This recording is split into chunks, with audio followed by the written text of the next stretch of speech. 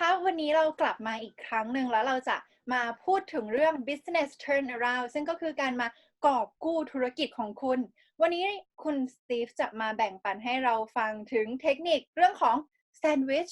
เกี่ยวอะไรกับเรื่องนี้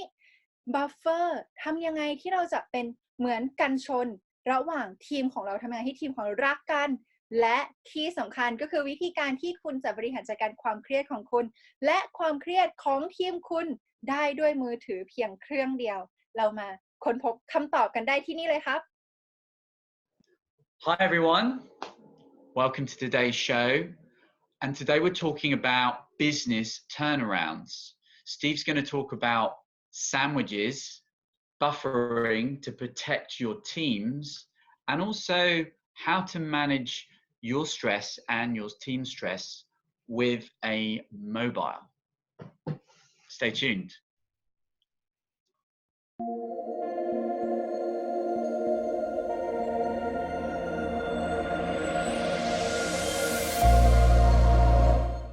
So this show's about business turnarounds, and I know throughout your career you've turned around at least 6 organizations that have been losing money and they've been performing poorly. So if you take yourself back to one of those times when you were in an organization, a specific organization you can think of, where they were losing money and they weren't performing well. So my first question would be, in this moment right now, how did you know that they were losing money? And the moment you found out about that, how did you react? So what was your thought process? How did you know that you could get them out of that hole? สวัสดีอีกครั้งหนึ่งครับคุณสตีฟก็ในวันนี้เราจะมาพูดถึงเรื่องการกอบกู้ธุรกิจอย่างที่เรารู้กันดีว่าเดิมทีเนี่ยคุณทำงานเป็น managing director ในหลายบริษัทแล้วคุณก็เคยได้ไปกอบกู้ธุรกิจถึง6ธุรกิจให้เขากลับมามีชีวิตอีกครั้งหนึ่งจากเดิมที่เรียกว่าสูญเสียเงินจำนวนมากสิ่งที่ผมอยากจะถามก็คือว่าตอนที่คุณเข้าไปให้คุณลองมองย้อนกลับไปถึงเหตุการณ์สักเหตุการณ์หนึ่งตอนที่คุณเข้าไปคุณรู้ได้ยังไงว่าตอนนี้เขากำลังขาดทุนกำลังสูญเสียเงินอยู่และตอนที่คุณได้เจอว่าธุรกิจของเขากำลังแย่แล้วเนี่ยเป็นวิกฤตแล้วเนี่ยตอนนั้นคุณมีความคิดอะไรว่าคุณจะแก้ไขบริษัทจะแก้ไขธุรกิจนี้กอบกู้มันขึ้นมาได้ยังไงบ้าง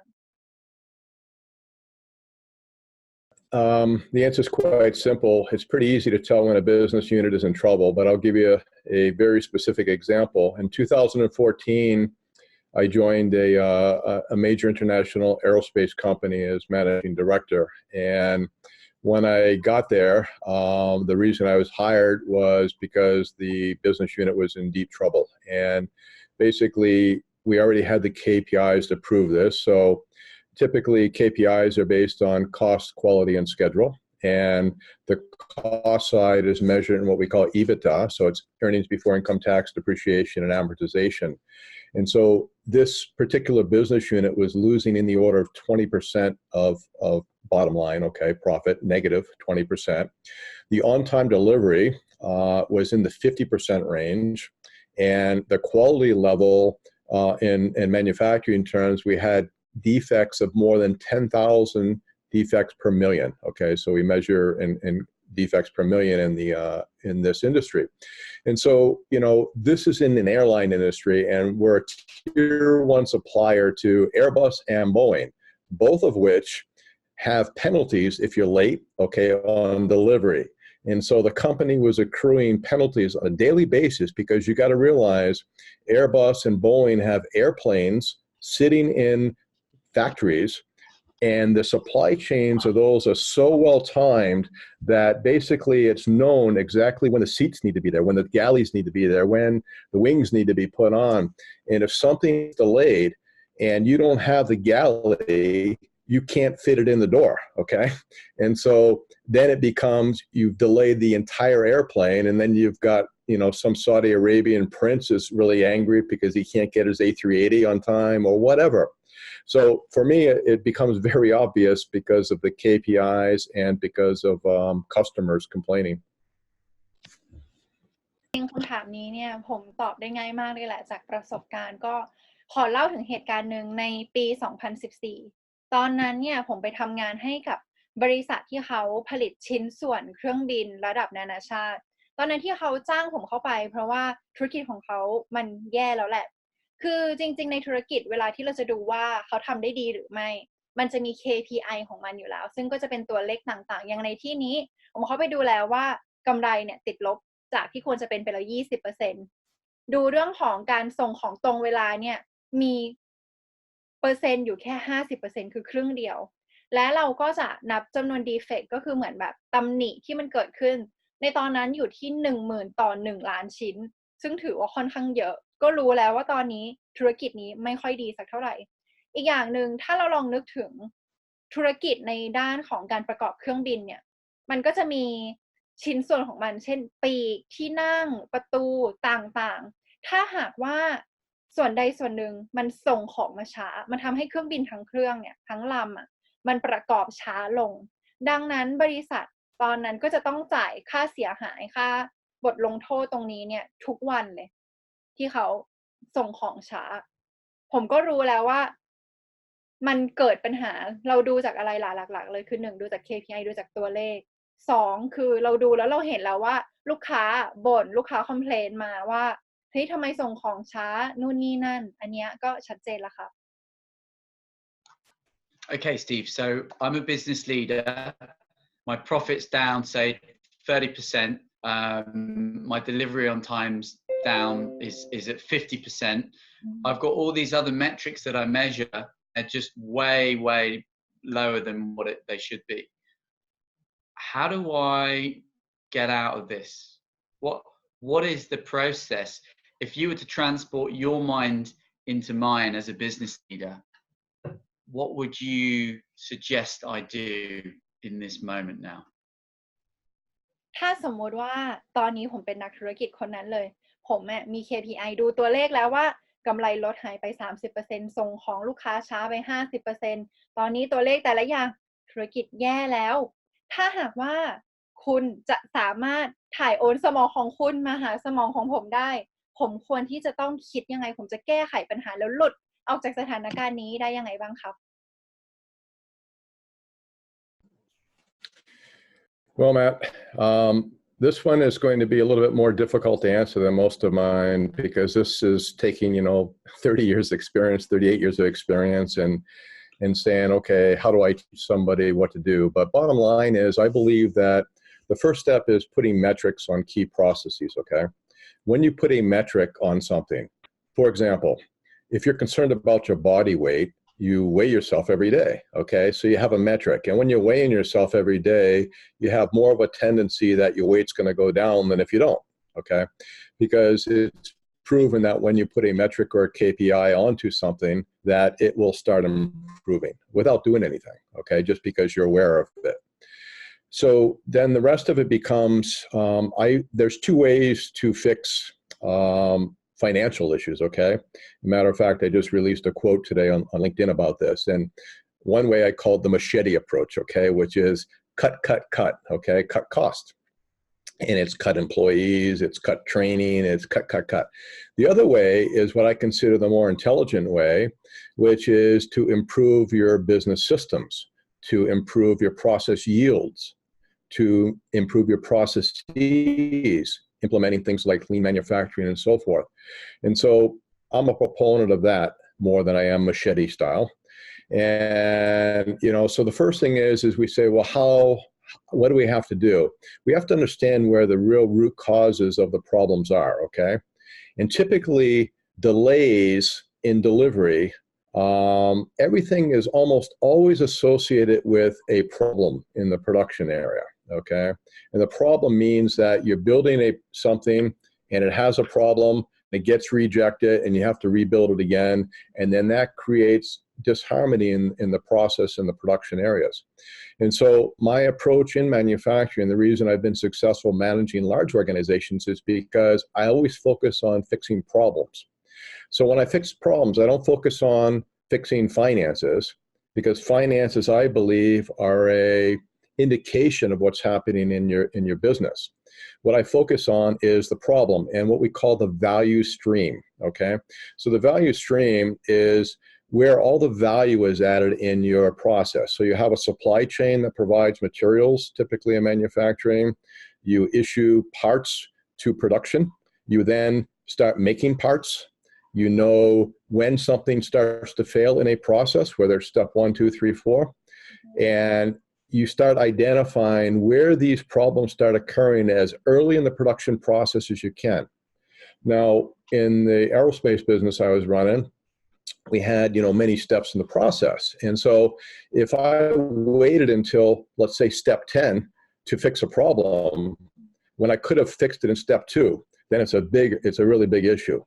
And then things like scrap rates, all these things are very good indicators of the health of a business. So my focus has always been to fix problems, to understand real root causes of problems, and to implement, and I teach this to people in the business, is I say, if you're going to tell me, we call it root cause corrective action, okay, RCCA. Root cause corrective action means that if you implement a corrective action for a problem, that means that problem will never happen again. And this is one of the biggest problems in production areas is people have the same problem over and over and over. And so my belief is every problem can be fixed once and for all, but you have to really focus on that and make sure that happens. นี้เนี่ยอาจที่จะตอบยากนิดนึงเพราะว่าผมต้องเอาประสบการณ์38ปีมาสรุปย่อยให้ฟังเนาะจริงๆถ้าพูดง่ายๆเลยเนี่ยผมมองว่ามันเริ่มจากการที่เราจะต้องมีตัวชี้วัดสำหรับแต่ละกระบวนการของเราตัวชี้วัดที่เป็นตัวเลขในที่นี้ยกตัวอย่างถ้าหากว่าเราอยากที่จะลดน้ำหนักแล้วเราขึ้นไปชั่งน้ำหนักทุกๆวันเลยเราก็จะเห็นตัวเลขทุกวันแบบนี้มันมีโอกาสสูงกว่ามากที่เราจะลดน้ำหนักได้โดยที่เราอาจจะไม่ต้องทำอะไรมากอย่างแรกที่เราต้องรู้เลยคือเราจะต้องตระหนักก่อนพอเราชั่งน้ำหนักทุกวันเราจะตระหนักแล้วว่าตอนนี้สถานภาพของเราเป็นยังไงน้ำหนักของเราเป็นยังไงมันจะค่อยๆพัฒนาจริงๆวันนี้ผมเพิ่งเขียนบทความหนึ่งลง LinkedIn ไปเรื่องนี้เลยเรื่องว่าเราจะสามารถแก้ไขปัญหาทางด้านการเงินได้ยังไงผมเขียนเอาไว้ว่ามันมีอยู่2วิธีการแรกเนี่ยเรียกว่า shady approach ก็คือว่าเป็นวิธีการที่มันไม่ค่อยดีสักเท่าไหร่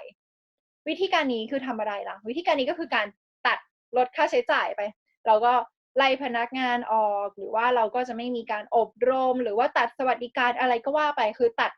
ค่าใช้จ่ายทิ้งออกไปให้ได้มากที่สุดแต่วิธีการที่2ที่มันดีกว่าเรียกว่าเป็นวิธีการอันชาญฉลาด intelligent approach ในที่นี้คือการพัฒนาระบบเราดูสิว่าอะไรที่จะทำให้การทำงานตรงนี้ดีขึ้นอะไรที่จะทำให้ลูกค้าพอใจมากขึ้นอะไรที่จะทำให้เราได้กำไรมากขึ้นอะไรทำให้ธุรกิจยั่งยืนมากขึ้นเราค่อยๆไปพัฒนาระบบในสิ่งที่มันมีให้มันดีขึ้นแต่สิ่งที่สำคัญมากๆคือเมื่อไหร่ก็ตามที่เราเจอปัญหาเราต้องหาให้เจอว่าต้นตอของปัญหานั้นน่ะมันคืออะไรยกตัวอย่างนะถ้าหากว่าบอกว่าการส่งของมันล่าช้าปกติเมื่อเราส่งของล่าช้าต้นตอของมันมักจะมาจากฝ่ายการผลิตแปลว่าการผลิตอาจจะมีปัญหาหรือเปล่าถ้าการผลิตมีปัญหาผลิตออกมามีตำหนิมันก็ต้องตีกลับไปแล้วก็ผลิตใหม่ออกมามันก็เลยเสียเวลาทำให้ส่งของช้าแบบเนี้ยเราต้องมองย้อนกลับดังนั้นผมจะเป็นคนที่โฟกัสวิธีการแก้ปัญหาอย่างตัวเลขเรื่องของไฟแนนซ์การเงินเนี่ยผมมองว่ามันเป็นเพียงแค่ปลายทางแหละที่เป็นตัวแสดงออกให้เราเห็นว่าตอนนี้มันมีปัญหานะช่วยเข้าไปหาทีว่าต้นตอจริงๆแล้วมันคืออะไรและจะมีอย่างหนึ่งที่เรียกว่า value stream เป็นเหมือนกับการที่เราค่อยๆส่งต่อหรือกระบวนการการทำงานยกตัวอย่างในสายการผลิตที่ผมเคยทำงานเนี่ยมันจะต้องเริ่มจาก supply chain ส่งของมาที่ฝั่งของ manufacturing คือฝ่ายของการแบบนะมาถึงฝั่งของ production ถึงจะส่งต่อไปประกอบอะไรแบบเนี้ยเราก็จะต้องค่อยๆดูว่าโอเคในเรื่องของการผลิตนะมีขั้นตอน1 2 3 4 5 6 7 8 9 10อะไรบ้างถ้าเรามาแก้ปัญหาที่ปลายทางที่ขั้นตอนที่10อันเนี้ยน่าปวดหัวแต่ผมจะไม่เป็นอย่างนั้นผมจะเข้าไปดูที่โอเคเราแก้ให้ได้ตั้งแต่สเต็ปที่1สเต็ปที่2เลยแก้ตั้งแต่ต้นทางเลยเพราะการที่เราทำแบบเนี้ยมันจะแก้ปัญหาได้ตรงจุดมากกว่าสำหรับผมเรียกมันว่า RCCA ย่อมาจาก Root Cause Corrective Action มันหมายความว่าการที่เรา เลือกทำอะไรที่ถูกต้องเพื่อไปแก้ที่ต้นตอถ้าเราแก้ที่ต้นตอของปัญหามันจะไม่เกิดปัญหาเดิมอีกผมเห็นเลยว่าหลายๆบริษัทตอนนี้ที่มันติดมันเป็นเพราะว่าเขาไปแก้ที่ปลายเหตุแล้วมันก็เกิดเหตุการณ์เดิมซ้ำๆๆๆๆดังนั้นถ้าเราสามารถที่จะโฟกัสไปที่การแก้ปัญหาแล้วหาให้เจอว่าต้นตอคืออะไรแล้วก็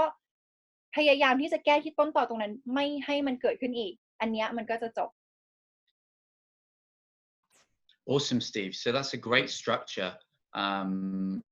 to have a system in place to focus on problems, not finances, and getting to the root cause of the issues and taking what you call RCCA, root cause corrective action. When we look at leaders, you know, a lot of leaders, when they're losing money, when they're not performing well, they feel so under pressure. They feel under pressure from, you know, their boss. Maybe they're running a company, they feel under pressure from the shareholders. They might feel tensions through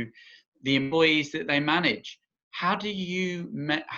manage this stress, this pressure, and most importantly, how do you motivate teams in when there's times of stress and keep the harmony?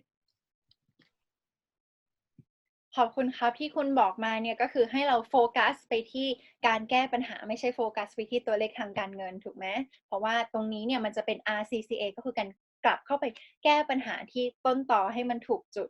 ทีนี้ผมอยากจะถามคุณว่าเวลาที่มันเกิดปัญหาใหญ่ๆขึ้นในองค์กรคนที่เป็นผู้นำเนี่ยจะต้องเป็นคนแบกรับความกดดันเป็นคนแบกรับแรงกดดันทั้งจากเจ้านายทั้งจากลูกน้องทั้งจากเพื่อนร่วมงานทั้งจากผู้ถือหุ้นทีนี้สำหรับตัวคุณเองเนี่ย1คุณบริหารจัดการความเครียดหรือว่าแรงกดดันตรงนั้นสำหรับตัวคุณเองยังไงบ้างและ2คุณสามารถที่จะยืนเป็นพลังให้กับคนอื่นให้เขาอยากที่จะมาแก้ปัญหามีพลังทำอะไรใหม่ๆเนี่ยได้ยังไงบ้าง Interesting question, Matt. So I become a buffer, number one,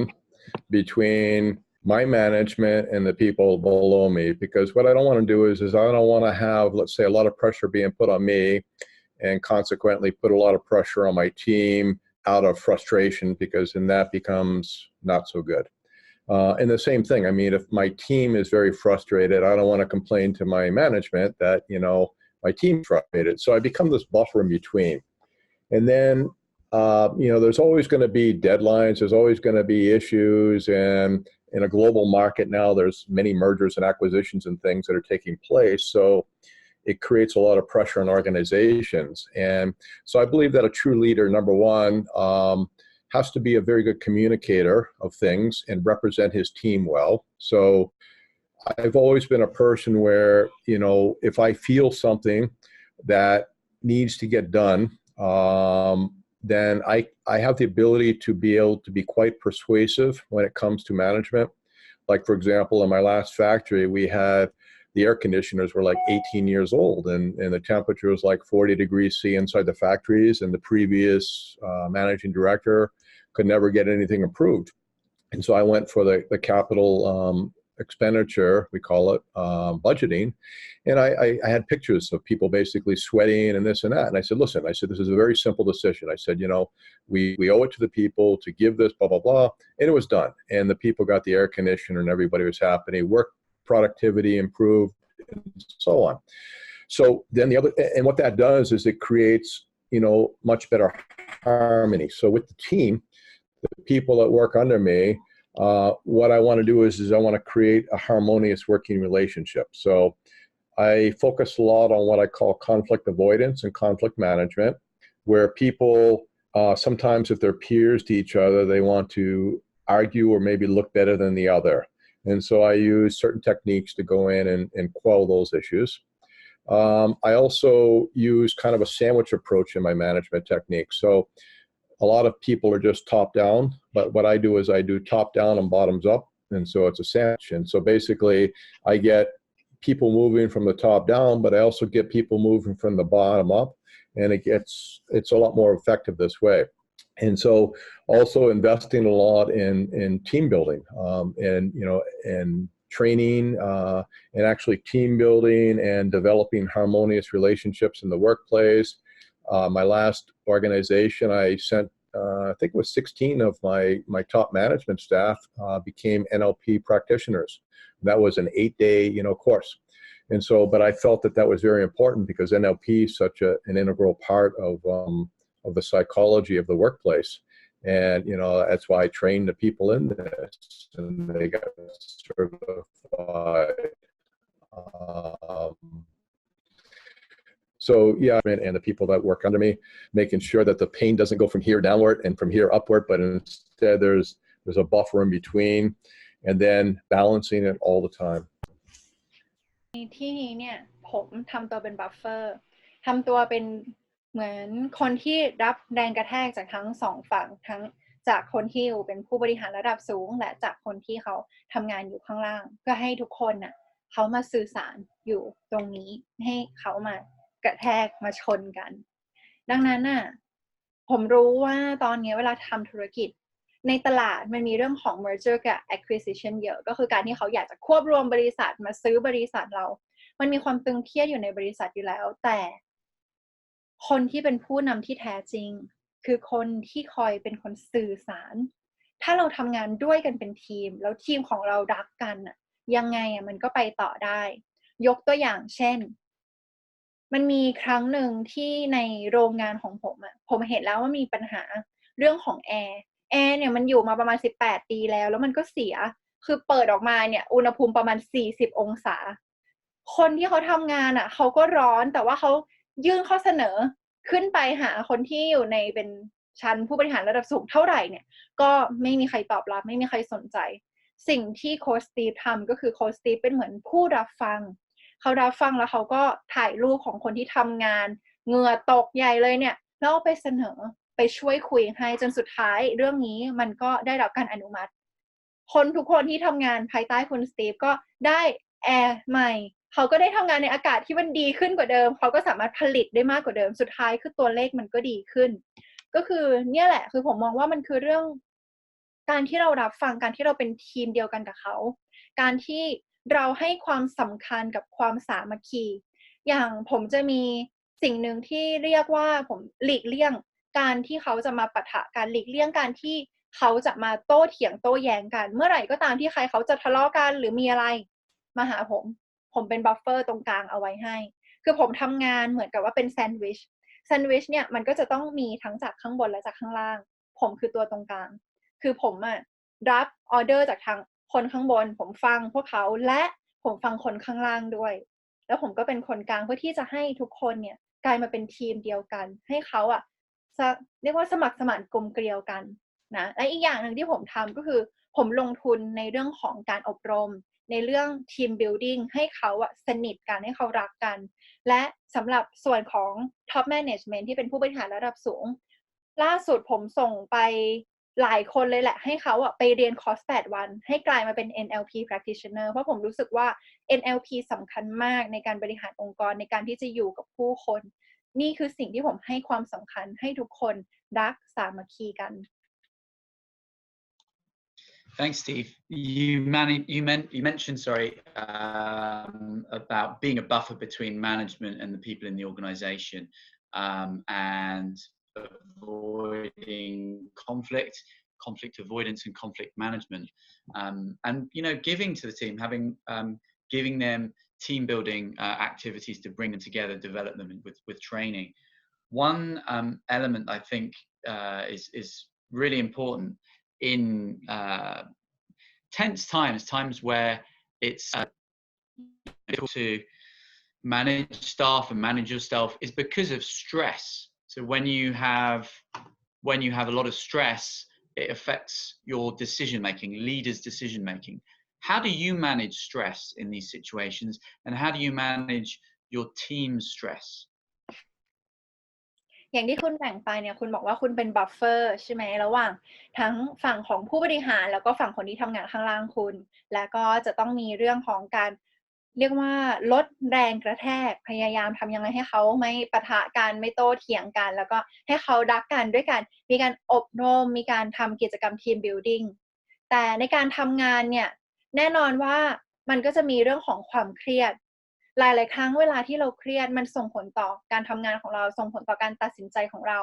ผมอยากที่จะถามคุณว่าคุณบริหารจัดการกับความเครียดของตัวคุณเองและความเครียดของทีมยังไงบ้าง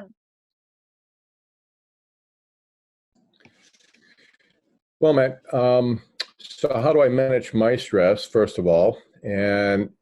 my stress,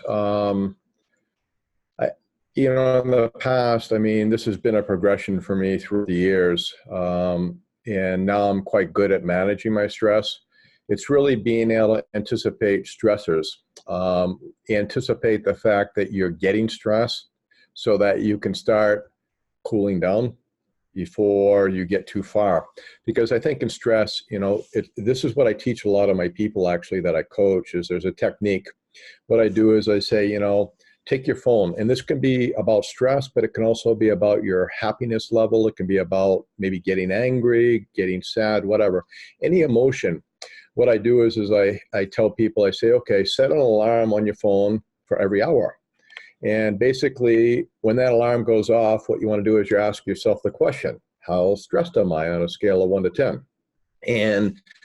when you start the day, most people, you're at a 0 or a 1. And then as you progress throughout the day, you get this accumulation of stress. And so what I try to teach people is I said, there's this threshold where you cross and then you've gone beyond, you've gone too far. And then that's when you might get reactive, you might get violent, you might get, you might start yelling and whatever it is. And so you want to know what that threshold is and you want to put a number to it. Okay. So on a scale of 1 to 10, if I get to like a level 7 or 8, then I'm like, okay, people better watch out when I'm coming because I'm not going to be a happy guy. And so what I want to do is I know what do I feel like right before I get to that level 7 or 8. And I want to be able to take action so that I can get myself down to a level 2 or a level 1 again. And so I do this quite well now because I have very good control over my thoughts. Stress is created by external events which you interpret, okay? And you can apply any meaning you want to these events. And if you start taking things personally or whatever, sure, you can get stressed. Now, on the other side, your question about the team and their stress. So it's quite interesting because now I'm observing a whole bunch of people and I can see things. I got people coming into my office, oh, this person didn't do what they're supposed to do. This person's, blah, blah, blah, whatever. And again, I think the basics that I teach people are this. What we want to do, because stress is created by 2 people usually, okay? A person in a situation or a person in a person. And what we want to do, I always teach people, this is especially powerful in conflict avoidance, is that we have a person or a situation, and we need to separate that from yourself, okay? And so what I mean by this is that, let's say I come in and say, Matt, you were supposed to have this done, yesterday and it's not done yet. Why? Well, immediately you go on the defensive, okay? And this is the starting foundation for stress in organizations. And so what I try to do is I teach the avoidance side of it, which is to say, when we have problems, we want to separate the problem from the people, okay? So that another way of saying it is, oh my God, we're going to fail as a team, or we got this issue we need to solve. I don't look at the person. I look at the problem and I'm addressing the problem. I'm like, this is a problem. And then as long as people are reasonably responsible, they're going to be like, yeah, I should have done that. Or that was my responsibility. Or, maybe we can solve it by doing something else, blah, blah, blah. But I think the root cause of the majority of stress in organizations is by putting people in a defensive position. And that can be caused by management. That can be caused by peers. It can be caused by people under them, by getting personal. Okay. And the way we separate that is we don't get personal. We focus on the issue at hand. We separate the person from the issue and we address the issue independently of the person. And then it always works if you do this way. เรื่องของการจัดการความเครียดเนี่ยเป็นเรื่องที่ผมเองก็ค่อยๆพัฒนามาตลอดหลายๆปีเหมือนกันนะสิ่งหนึ่งคือผมจะใช้วิธีการว่าผม รู้ล่วงหน้าว่ากำลังจะเครียดแล้วหรือรู้ล่วงหน้าแล้วว่าตอนนี้เรากำลังที่จะรู้สึกอะไรผมใช้วิธีการนี้กับทุกๆความรู้สึกไม่ใช่แค่กับความเครียดไม่ว่าเราจะเครียดมีความสุขโกรธเศร้าหรืออะไรก็ตามแต่เราสามารถใช้วิธีนี้ได้หมดเลยวิธีการก็คือผมจะเอามือถือมาตั้งนาฬิกาปลุกเอาไว้ทุกๆชั่วโมงให้มันมีการตั้งเตือนและทุกครั้งที่มันเตือนผมก็จะถามตัวเองว่าตอนนี้เรากำลังรู้สึกอะไรอยู่สมมติว่าตอนนี้เราอยากที่จะบริหารจัดการความเครียดใช่ไหมเราก็จะเอามาถามตัวเองว่าตอนนี้ให้คะแนนจาก1 ถึง 10เราให้คะแนนระดับความเครียดของเราอยู่ที่เท่าไหร่ปกติเวลาคนเพิ่งตื่นนอนอาจจะอยู่สัก1 ถึง 2คือไม่ได้เครียดไม่ได้คิดอะไรมากแต่เราอาจจะเริ่มรู้แล้วว่าตอนนี้เราทำงานมาสักครึ่งวันหรือมันจะหมดวันแล้วเราอาจจะเริ่มเครียดตอนนี้เราอยู่ระดับไหนเพื่อที่เราจะรับมือจัดการกับมันล่วงหน้าก่อนมันจะเกิดขึ้นได้คนแต่ละคนจะมีเส้นบางๆที่เรารู้อยู่ว่าถ้าเมื่อไหร่เราปรี๊ดเกินเส้นตรงนี้ปุ๊บเนี่ยเราคุมตัวเองไม่อยู่ละเกินเส้นนี้ปุ๊บแล้วเนี่ยฉันเหวี่ยงแล้วนะฉันจะตะโกนแหกปากนู่นนี่นั่นคือไม่โอเคละสมมุติว่าสำหรับความเครียดระดับที่คุณรู้สึกว่าถ้าเกินจุดเนี้ยฉันไม่โอเคแล้วฉันคุมตัวเองไม่ได้แล้วคือระดับที่7สมมุติตอนนี้เราดูแล้วโอเคเราประเมินตัวเองอยู่ที่6หรือ5เราก็จะรู้ล่วงหน้าแล้วเราก็จะโอเคใจเย็นๆหาวิธีการอะไรที่จะทำให้เราผ่อนคลายลงกลับมาอยู่ที่1 ถึง 2ดังนั้นวิธีการก็จะเป็นแบบนี้คือเราพยายามวัดค่าตัวเองว่าที่เราจะจัดการมันล่วงหน้าได้และอีกอย่างหนึ่งคือผมอยากจะบอกว่าทุกอย่างที่มันเกิดขึ้นในชีวิตของเราเวลาที่เราเครียดหรือเราไม่เครียดหรือเราคิดยังไง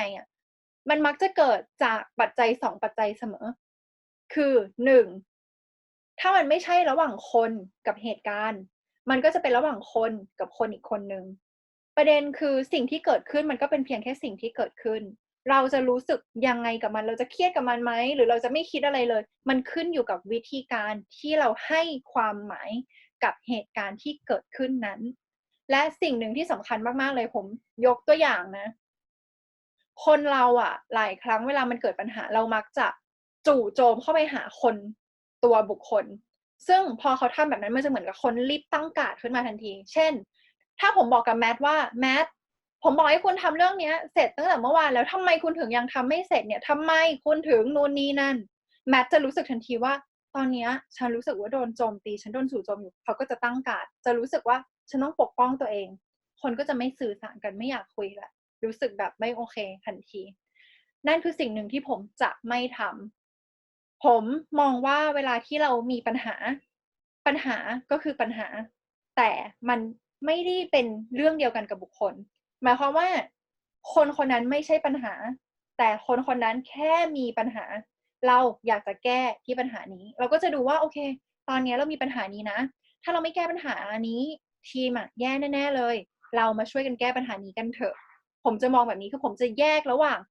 คนกับปัญหาออกมาเพื่อไม่ให้เขารู้สึกว่าโอ๊ยทำไมฉันโดนจู่โจมอีกแล้วทำไมฉันถึงแบบต้องตั้งการ์ดอีกแล้วมันจะเริ่มสร้างความห่างของความสัมพันธ์ในทันทีดังนั้นตรงนี้เนี่ยผมก็ใช้วิธีการนี้ไม่ว่าจะกับทั้งผู้บริหารทั้งกับใครก็ตามแต่เพราะเอาจริงๆคนเวลาทำงานเนี่ยมันมีความเครียดอยู่แล้วทั้งจากเจ้านายทั้งจากเพื่อนทั้งจากคนรอบตัวคนที่ทำงานภายใต้เราดังนั้นเนี่ยถ้าหากว่าเราทุกคนเคารพกันแล้วเราโฟกัสไปที่ปัญหาไม่ได้โฟกัสไปที่คนมันจะทำให้เราสื่อสารกันได้มากขึ้น Wow, thank you so much, Steve. What a valuable interview. So many nuggets, and one of the big things I picked out was focusing on the issues and not getting personal, and indeed just focusing on the problems as well and not the finances and sorting those out. You know, it's really lonely sometimes to be a leader, a business leader in particular. And for anyone watching this, you know, if any of these issues touched you, you know, whether it's conflict resolution and management or, you know, setting the right metrics, managing your team and getting harmony in your team, really encourage you to reach out. You know, you're not alone. People like Steve, with all of his years of experience, can help in just a call or a few calls. to really help you change your business and make you feel at ease. So thank you so much, Steve, for another fantastic interview, and I'm really looking forward to the next one. ขอบคุณมากๆเลยคุณสตีฟสำหรับการแบ่งปันที่ล้ำค่ามากจริงๆผมสามารถที่จะได้ยินสิ่งหนึ่งที่คุณบอกคือว่าในเรื่องของการบริหารจัดการปัญหาในองค์กรคุณก็โฟกัสไปที่ปัญหาแต่ไม่โฟกัสไปที่ตัวบุคคลเพื่อให้มันยังรักษาความสัมพันธ์และก่อนหน้านี้คุณก็เคยบอกว่าถ้าหากว่าเป็นในโรงงานหรือใน